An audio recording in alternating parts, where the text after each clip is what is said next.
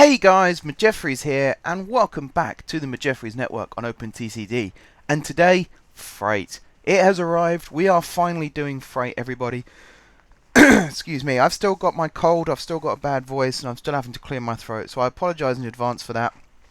You will hear me maybe coughing, sniffling, and clearing my throat. I'm trying my hardest to prevent that being a thing, but I can't guarantee that it won't get in the way at some point. So, as stated in last episode, recyclables was one of the first commodities that I was looking at transporting on our freight network.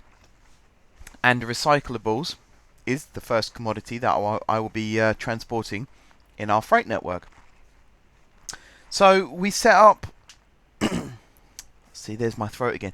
We set up a station by the recycling depot, which is different to a recycling plant. Recyclables comes from a recycling depot, which is sort of, say in your local town, you would go to the local dump, we call it. I don't know what you call it around the world. Rubbish disposal, that sort of place. And you'd find a recycling centre there as well. That's the recycling depot. The recycling plant is where the recyclables are taken to and processed.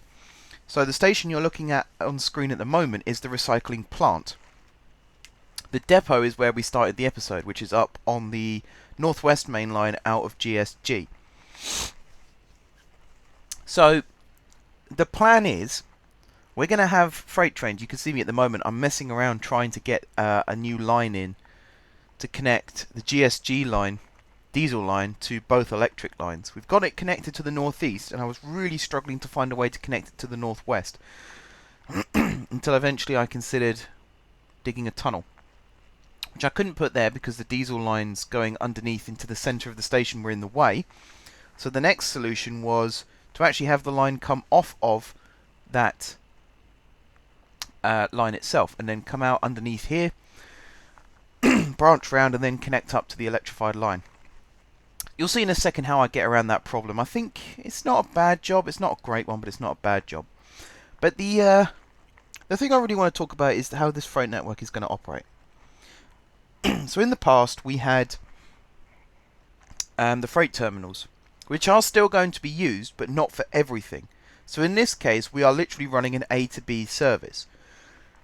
Excuse me, my throat is really bad today, actually. Let me just take a quick drink and see if that will help. Not really. Oh well. So, we're going to be operating pretty much an A to B service. So, the recyclables will be picked up at the depot. They will be taken to the plant and processed. All very nice, very good. On top of that, we will also have, if I ever connect a second plant up, which is no guarantee that I will, but if I decide to connect a second plant up to this network, we will have a service that runs between the two plants. We'll call that sort of a C to D, shall we say? So that all recyclables can be taken to a multitude of different plants. We can end up with a service that just connects loads of different plants together. So for example, this depot to plant service, everything that's picked up at the depot will be heading to the plant because it's the only destination it can go to. But if we add in a service that connects two plants together, suddenly the recyclables that are picked up at the depot, half might want to go to the first plant, the other half might want to go to the second plant. So then, you know, it's just an increase of journeys, really. There's nothing essential about it. I wouldn't say it's a particular game changer, but it's just an operational interest type thing. You can also see that I'm making sure this train runs on the slow lines, because although we're using the diesels which run 125 miles per hour, there's no guarantee they'll be able to run at 125 miles per hour for the entire duration of the route. There is every chance that there will be hills, or in fact you'll see a problem that we came across was the big climb out of Guard City on this main line, and I've solved that problem rather cleverly in the past I wanted freight only lines, and for various reasons they never worked out. The biggest reason was there were just too many towns in the way. This map, however, there is loads of open countryside where we can use freight only lines. And one of those ways that I've decided to use that, not just here but on a second line that I've built, which I haven't recorded. I don't think I've recorded it. No, I haven't recorded it. But I will show you an overview of it in the start of next episode, which I'll talk about a little bit later. But I built a tunnel, a special freight-only line that tunnels underneath the hill and connects the main line through the hill, basically, so the big heavy freight trains don't have to go up and over.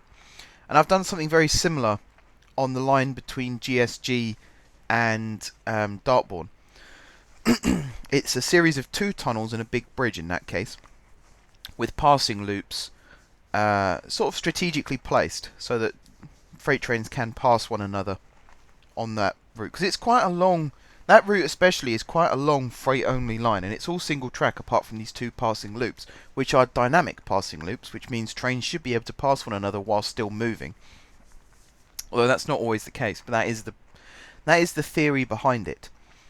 So these freight only lines, as I say, are freight only, but it means that lots and lots of freight trains can now connect between the 2 main lines out of GSJ that are electrified and the main diesel line out of GSJ as well. So what we've done is really done a freight connection between the north of the map and the south of the map, where you don't have to run through the centre of Guard City. So you won't. I probably wouldn't envisage having freight trains running on the centre rail link. I think that would disrupt things a bit too much. So if I ever want trains to run onto that third rail electrification section, I will actually build a new freight cord that will go around the outside of the city and make sure that all freight trains are diverted that way. But as I say, operational interest. There is a lot of operational interest in this map now.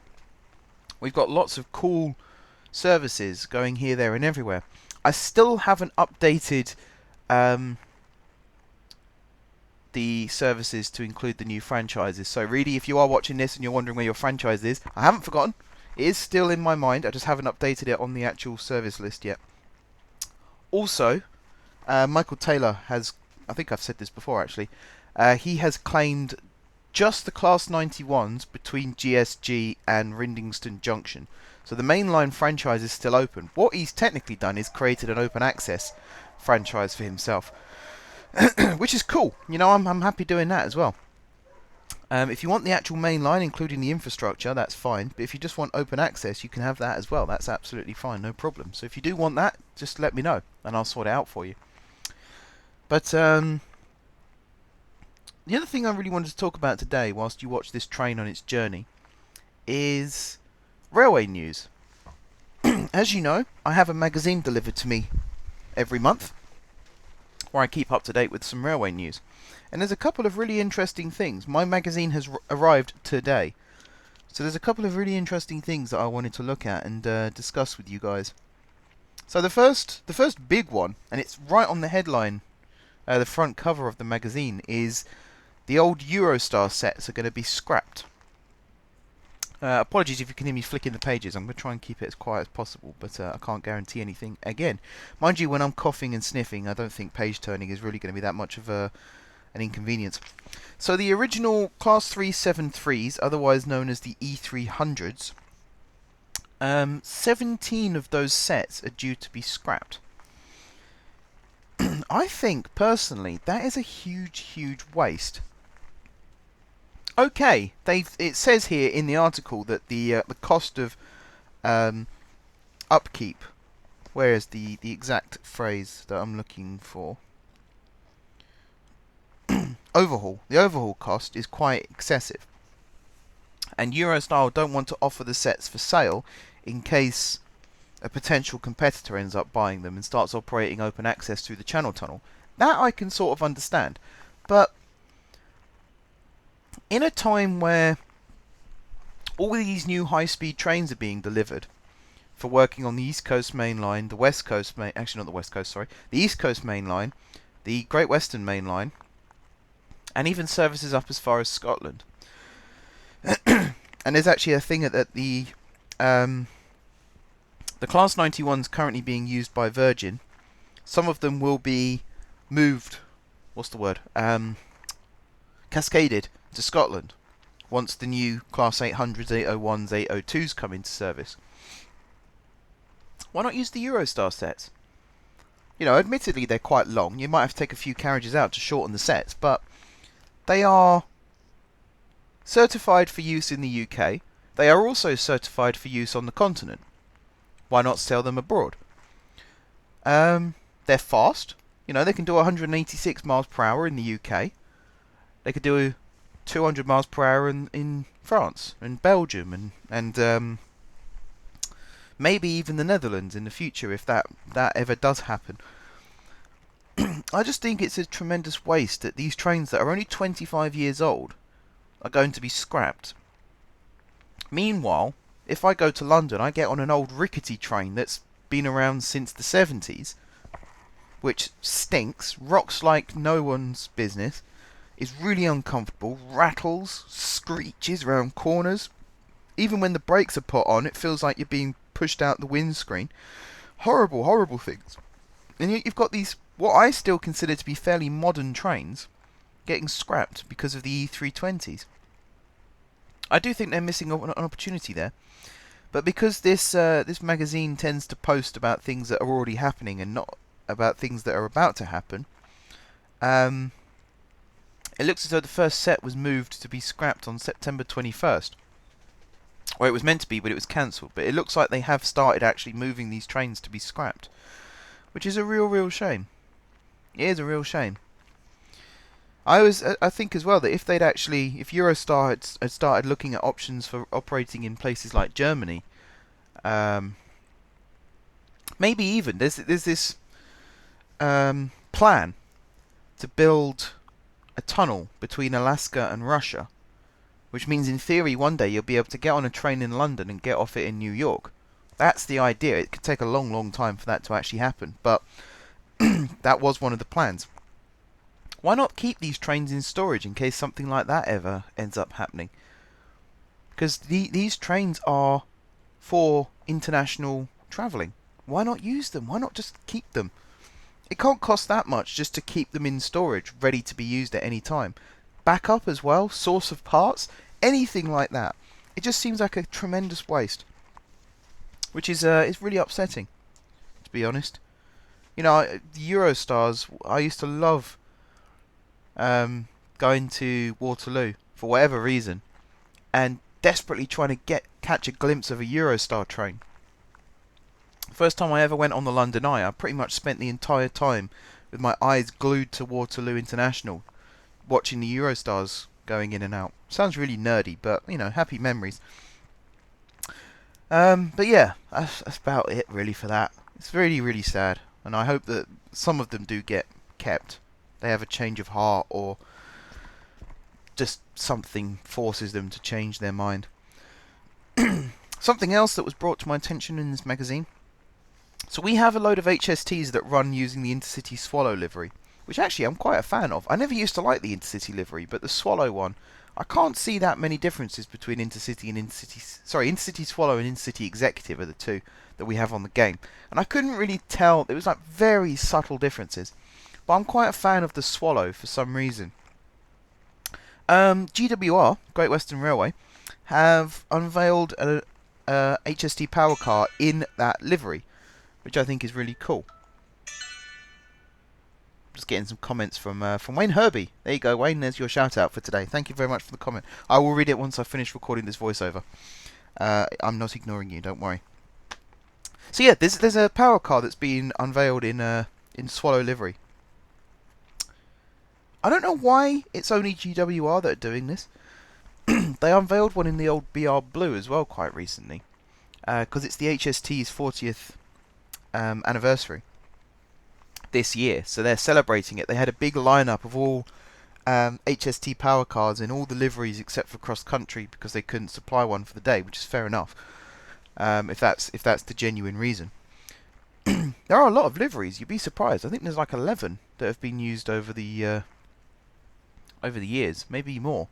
I'm trying to think of them now. So you've got the BR Blue, you've got the Intercity Executive and the Swallow, Midland Main Line, East Midlands Trains, Virgin Trains, Virgin East Coast, National Express East Coast, Just East Coast, GNER,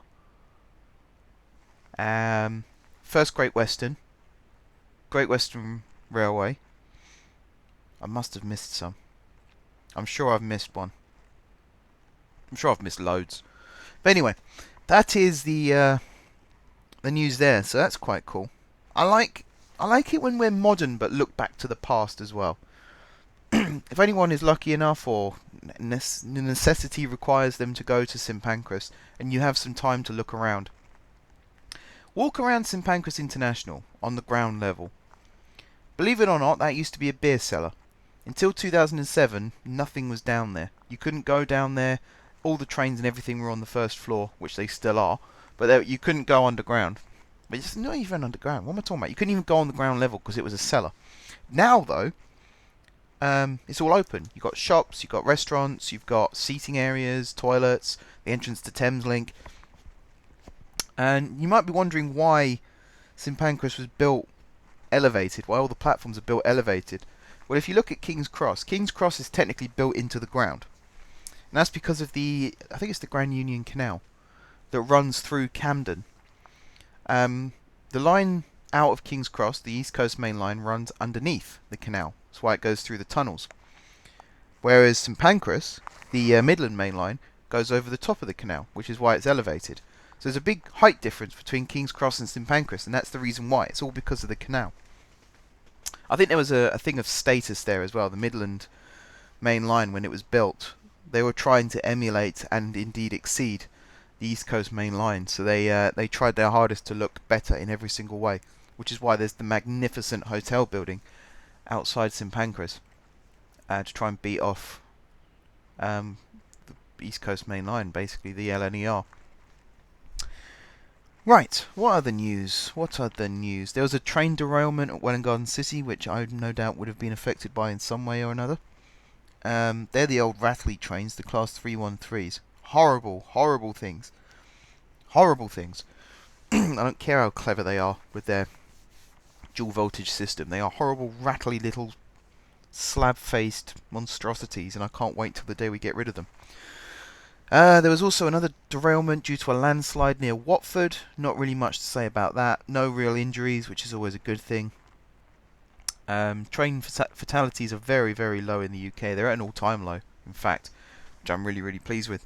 The final thing that I really want to talk about is a double-deck concept for UK loading on display at InnoTrans exhibition. Now, I'm running out of time in this particular video, so I'm not going to say too much about it now. I'm going to emulate on it. Emulate? No. I'm going to expand on it more in the next episode. This will be going to a black screen, I imagine, because I'm going to run out of footage, but I'm going to have to... Actually, I'll tell you what I'm going to do. I'm going to be very clever. Very subtly speed up the footage, or slow down the footage to fit in with what I'm going to talk about. So I will talk about the double-deck concept in this video. And I'll just edit the footage to fit in with what I'm talking about. So, this train is called the Airliner 3000. And it is exactly what the headline suggests. It is a double-deck concept. As you know, UK loading gauge is slightly smaller than European loading gauge. In fact, there's a 70cm difference between this train that's been designed and double-decker trains that are operating on the continent. So the idea is, for this train, the ground floor will be standard class 2x2 seating. So 2 seats, aisle, 2 seats. The first floor, that's not what I want to say at all. First floor will be a 2x1 seating, so 2 seats, aisle, 1 seat, and will be first class only.